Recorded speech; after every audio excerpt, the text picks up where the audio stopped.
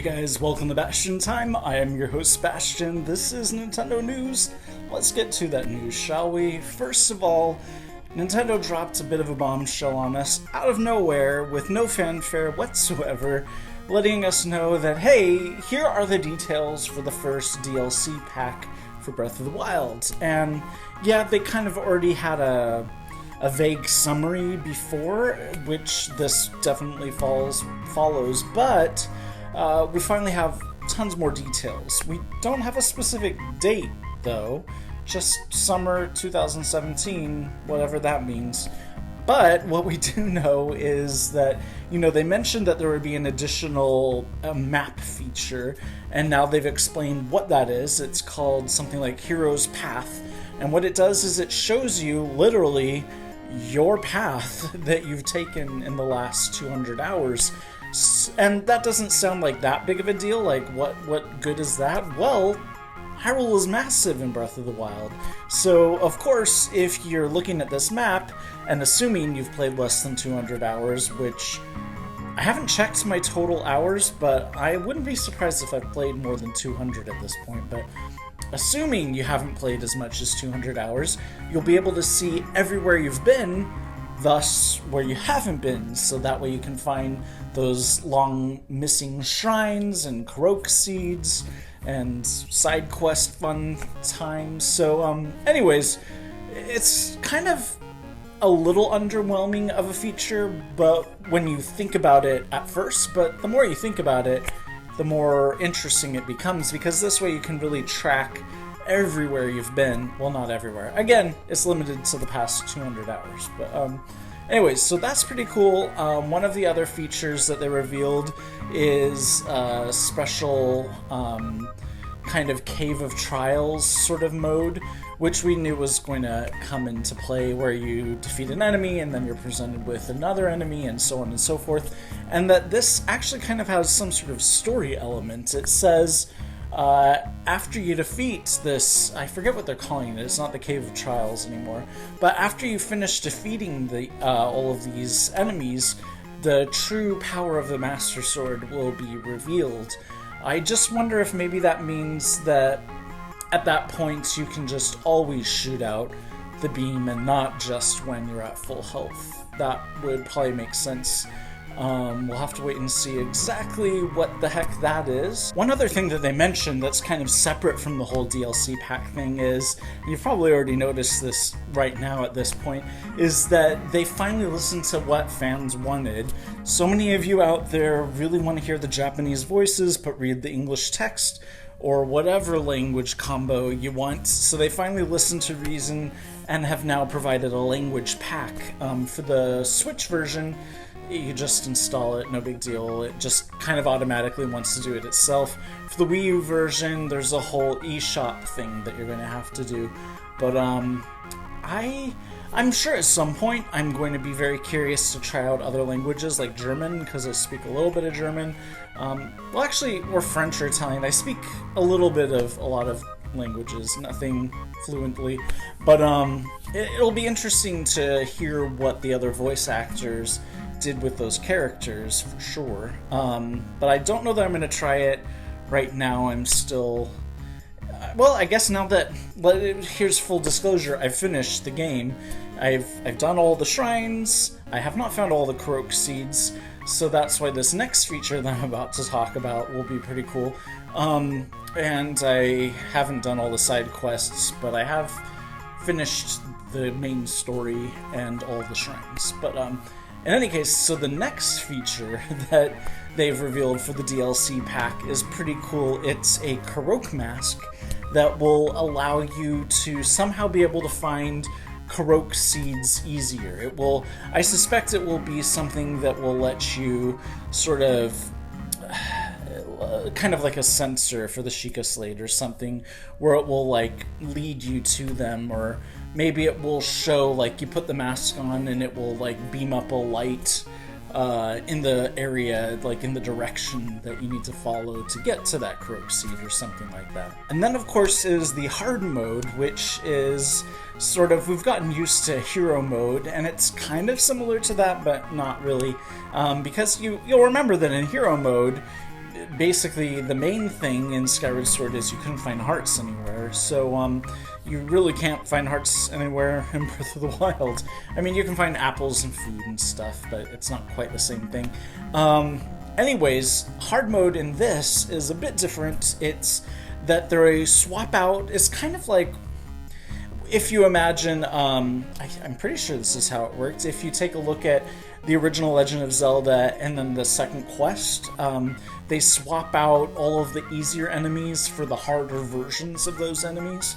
And so anyway, so we've got enemies, harder versions where the easier ones used to be, and the enemies can now regen health, which, first of all, how? And second of all, yikes, you know, there's some enemies that take a while to defeat. You know, there's certain silver enemies that it's just like, that's going to be a bit of a lengthy battle, so if they're regenerating health, yowzas. But anyways, it will be fun to try that out for sure. And then there are also situations where the enemies in general can see through your stealth more easily. They'll notice you sooner, or even if you have stealth up, they will still notice you if you get close. So that could be pretty exciting. And another feature that they've added is the travel medallion, which, if you've played A Link to the Past and you know what the magic mirror is, it's basically that. It allows you to create a transportation platform anywhere on the map that you want, so that way you can always warp back to that thing, which is awesome. I'm surprised this wasn't in the game to begin with. I mean, sure, the ability to transport to all of the different shrines was pretty awesome, but there are certain places that you would really like to have quick, easy access to that don't have any shrines near them, or if they do, it's cumbersome. So this will kind of create an easier way to get around. And then finally, they've revealed what these new amiibo are going to allow you to have, which a Majora Mask amiibo will allow you to wear Majora's Mask. No details as far as what that will accomplish, or if it has specific stats or whatever. I'm sure it does.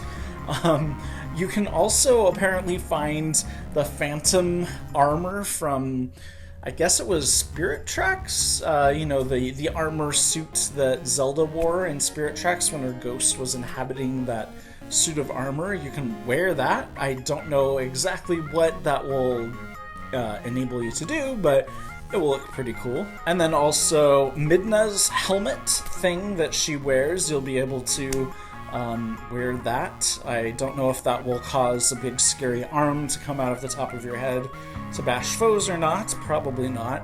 And then finally, what we've all been wanting, right? Tingle's clothes. I don't know, actually it would be kind of fun to run around Hyrule wearing Tingle's clothes. So in any case, lots of fun stuff going to be in that first DLC pack. Of course, I'm mostly looking forward to the second DLC pack, which comes out in the holiday season, where we will get to play a new story, which I think was hinted at. If you complete all of the captured memories in Breath of the Wild, you get an alternate ending. Well, not an alternate ending, but an additional ending after you complete the game, and I'm pretty sure that's what that's hinting at. So it'll be interesting to see how this extra new dungeon fits, because dungeons, as we've come to know them, are divine beasts, right? So how does that work? There's another divine beast, a fifth divine beast? What the heck? So anyways, it'll be interesting to see what that new story is and what the new dungeon is, but that's not until... Anyways, that's it for the DLC pack info. Additional things that I wanted to talk about really quick in this video, just the fact that there was that 2D DEMAKE of Breath of the Wild that some fan created that was like, oh geez, that 2D demo that Nintendo made, too bad they're never going to release that. Well, I want to release something like that. Got a takedown notice, of course. It was only a matter of time before that happened, but the fan has said, okay, so here's what I'm going to do. I'm going to oblige Nintendo, but I'm going to go ahead and keep developing it. I'm just going to take out all the Zelda stuff, which in my opinion is kind of pointless. Like, the whole fun factor about it is it's 2D Breath of the Wild. If you take out all of the Nintendo, all the Zelda stuff, then it's just some other random retro-looking overworld thing. I don't know. Anyways, I'm not too terribly excited about this new version that the fan's going to be making, but maybe I'll change my mind when I see it. And then also, I guess I should talk about the fact that there's now a 2DS XL. I don't know. I mean, I kind of get what they're going for, which is they really want to push, now that the Switch is so successful, they really want people to also pick up some iteration of the 3DS, and they realize that lots of people have no interest in the 3D aspect of the 3DS, and those same people don't like the aesthetics of the 2DS, so now they've created a 2DS that looks like a 3DS, which, you know, it folds and it's more aesthetically appealing. And it's a new Nintendo 2DS XL, so it's XL and it has the higher processing power. So I don't think I'll be getting one unless somehow they decide to release a Zelda game, like maybe the 2D, maybe Nintendo's working on 2D Breath of the Wild or something like that, and if they release a special Zelda edition of the 2DS, the new Nintendo 2DS XL, maybe then I'll buy it, but I'm not probably gonna buy a new Nintendo 2DS XL anytime soon. Anyways, that's it for this episode. See you guys in a couple days for more news. Bye, guys.